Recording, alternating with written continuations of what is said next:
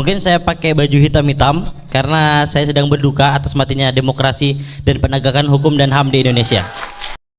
Jadi sistem kita itu tidak mengerti bahwa keadilan sosial itu diurus oleh negara.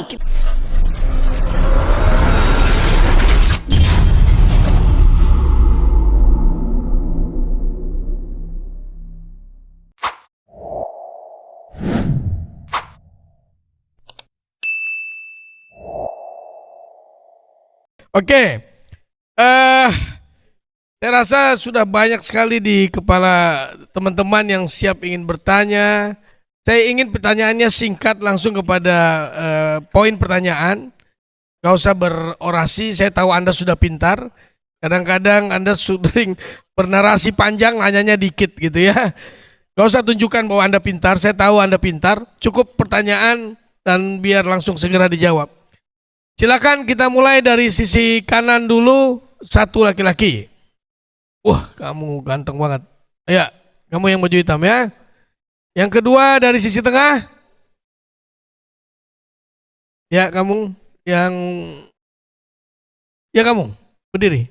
Nah, itu kamu ya. Yang ketiga dari sisi yang perempuan. Ya. Oke, panitia tolong kasih mic ke Bapak itu. Saya panggil Bapak aja. Soalnya kayak bapak-bapak ini. Jangan-jangan Bapak Intel kamu ya.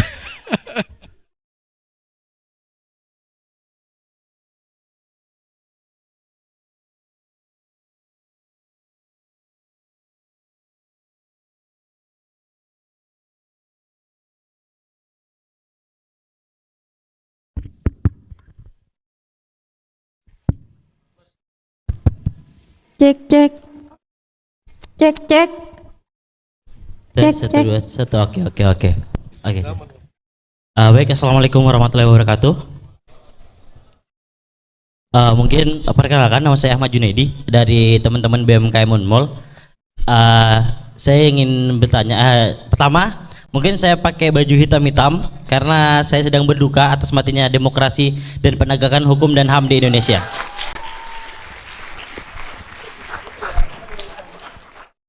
Baik, mungkin saya singkat aja karena mungkin nanti banyak teman-teman yang ingin bertanya. Mungkin di pemilihan presiden mungkin kan dari 3 visi misi calon presiden yang sudah dipaparkan dalam runtutan acara kemarin, bahwa tidak adanya secara spesifik bagaimana penanganan pelanggar HAM, dan juga dari ketiga calon ini adalah, kalau menurut saya, adalah pelanggaran HAM berat.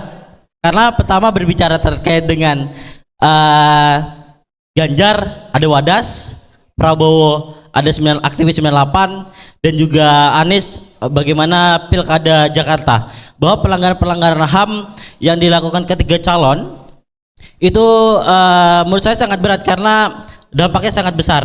Mungkin saya ingin bertanya gitu kepada kelima pemateri. Mungkin siapa yang mau jawab, saya kepada pemateri di depan. Saya nggak mau ke siapapun. Mungkin bagaimana Pak Rekan? Mungkin di antara ketiga calon yang ada saat ini, siapa yang paling buruk di antara paling buruk? Saya nggak mau ngomong baik ya, karena nggak ada yang baik menurut saya.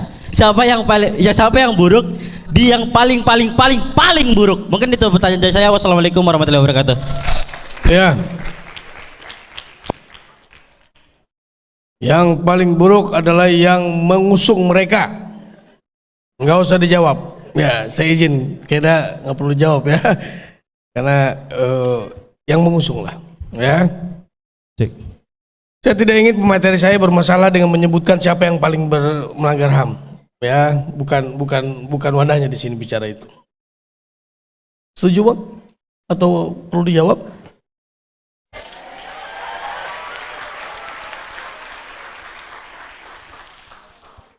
Anda diberi kemampuan untuk berpikir. Ngapain nanya ke saya? Emang implikasinya apa? Kalau saya bilang si A, si B, si C, mau ngapain kalian? Nggak ada pentingnya kan? Yang kita mau bahas di sini adalah sistem supaya tidak terjadi keadaan seperti di MK-MK. supaya tidak terjadi keadaan di mana koalisi itu pagi tempe, siang jadi takut. Kan ini semuanya terjadi karena sistem presidensial tidak mau dinolkan. Jadi buka dulu fondasinya tuh. Kenapa ada koalisi? Karena sistemnya 20%.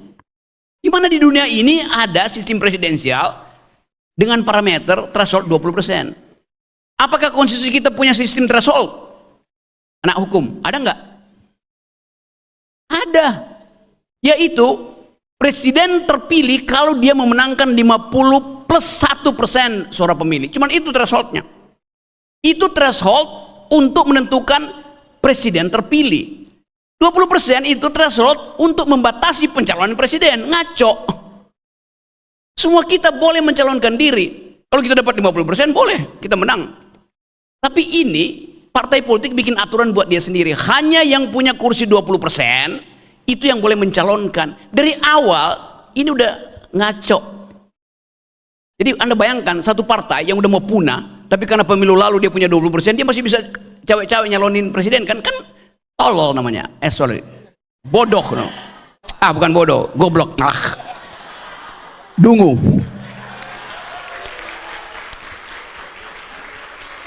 Jadi begitu.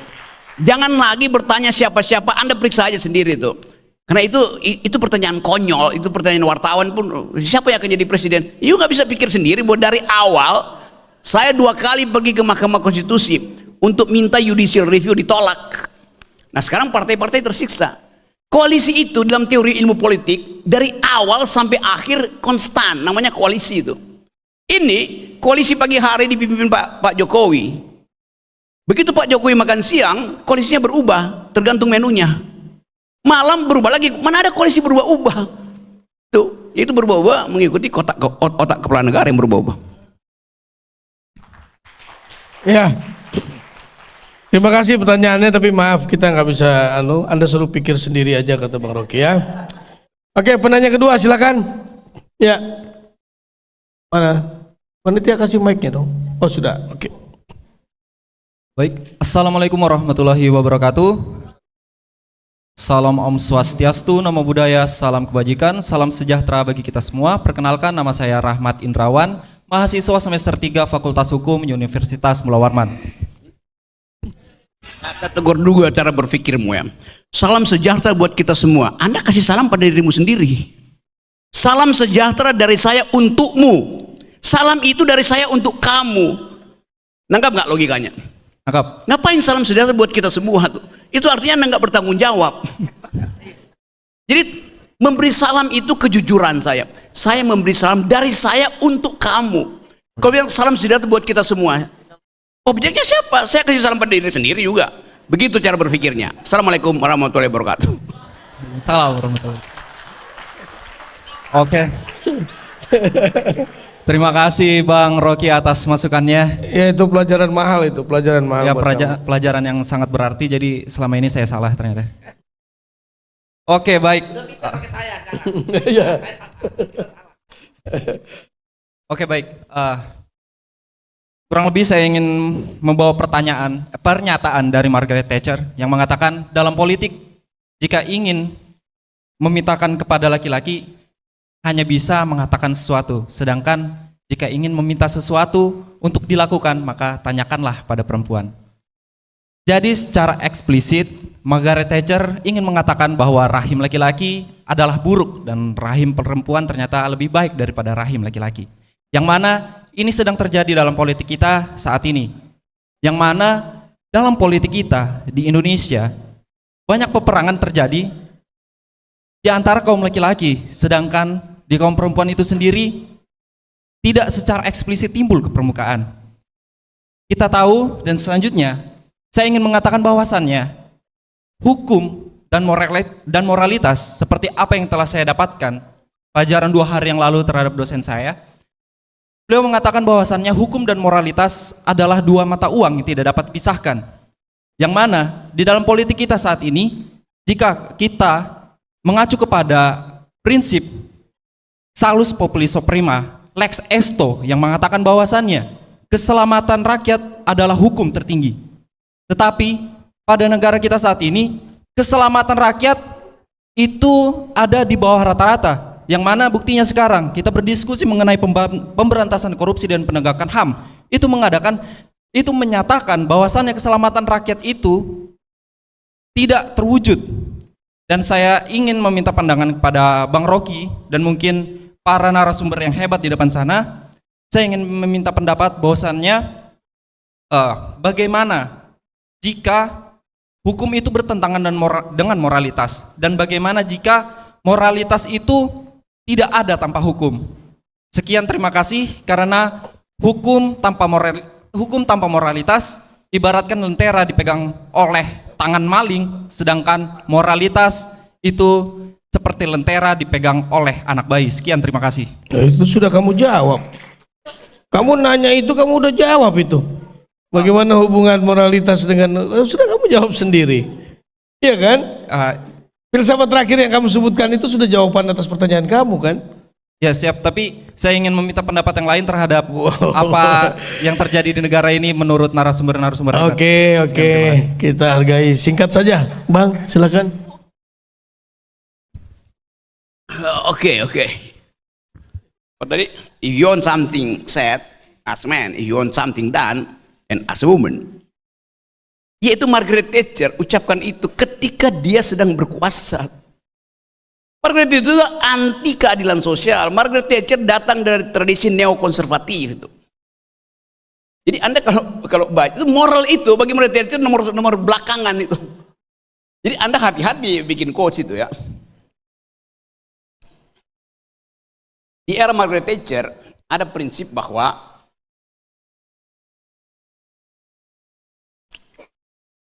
individualisme melampaui sosialisme. Margaret Thatcher bekerja sama dengan Ronald Reagan untuk mengatur dunia ini, dan itu yang melahirkan Washington Consensus. Jadi quotation itu ada konteksnya tuh. Pada waktu Margaret Thatcher mengucapkan seolah-olah dia pro perempuan, dia memakai kekuasaan yang sifatnya patriarkis. Margaret Thatcher datang dari partai apa? Buruh, benar? Salah. Margaret Thatcher itu partai konservatif. Ideologinya adalah anti pajak buat rakyat. Itu pentingnya belajar ya, saudara. Di Inggris, kalau Anda sebut I am a liberal, artinya kamu adalah kanan. Politik dari Thatcher itu adalah kanan. Karena yang kiri adalah partai buruh yang ideologinya sosialistis. Di Amerika sebaliknya, kalau Anda bilang I am a liberal, itu artinya Anda kiri. Partai Demokrat, yang kanan Partai Republik. Jadi istilah liberal beda konteksnya tuh. Dapat? Kuliah pertama saya nih. Nah, Margaret Thatcher itu tidak peduli pada social justice. Lain misalnya dengan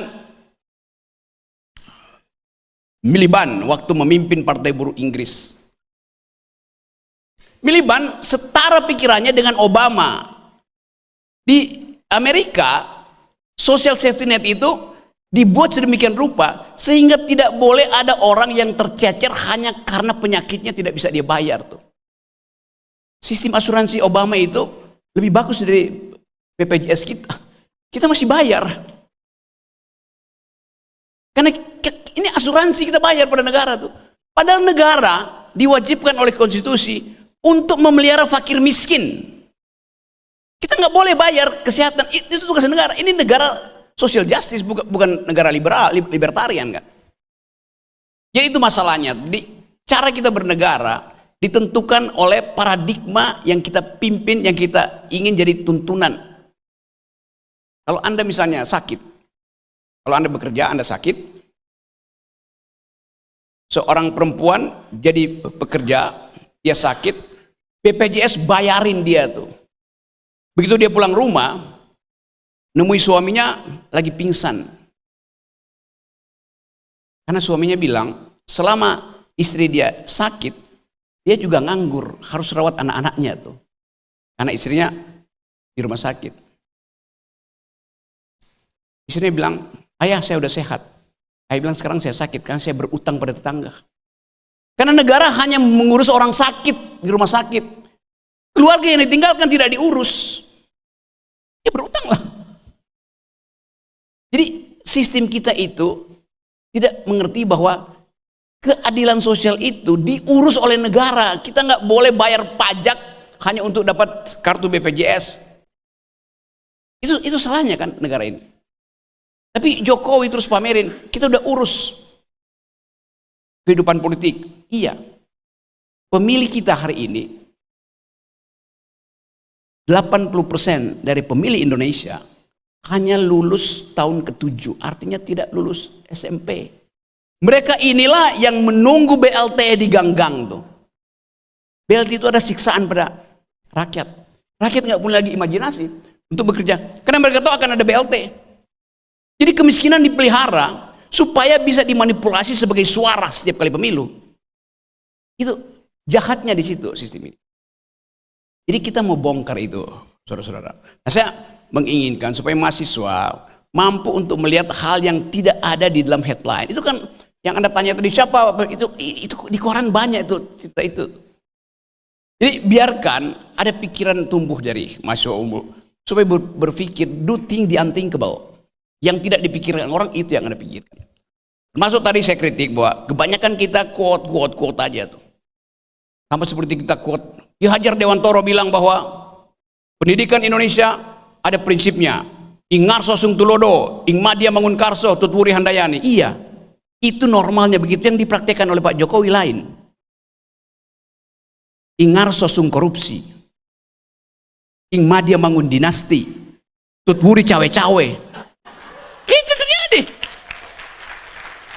Jadi coba berpikir panjang, karena ini Samarinda ini kan,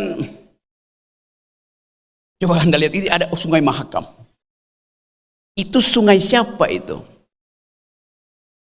Setiap detik berapa banyak tongkang yang angkut batu bara ke situ? Anda punya bukan? Sungai Mahakam itu berubah menjadi sungai oligarki.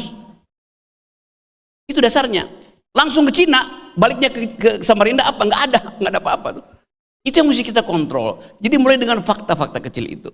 Lalu lintas itu, saya bayangkan bahwa mestinya itu Sungai Mahakam itu kayak sungai Yarah di Melbourne, atau yang setiap kali orang lihat ada kedamaian di situ.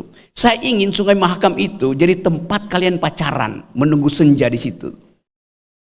Tapi bagaimana kalian pacaran kalau tiap kali lewat itu tongkang batu bara? Di mana ada romance? Kalau kalian hanya melihat tumpukan, ya kan, dan kalian nggak protes.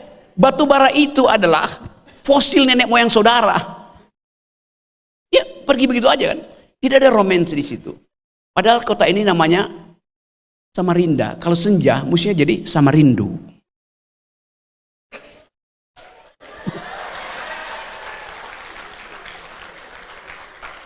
Oke teman-teman, jadi kita pastikan bahwa ada pikiran diusulkan dari Unmul.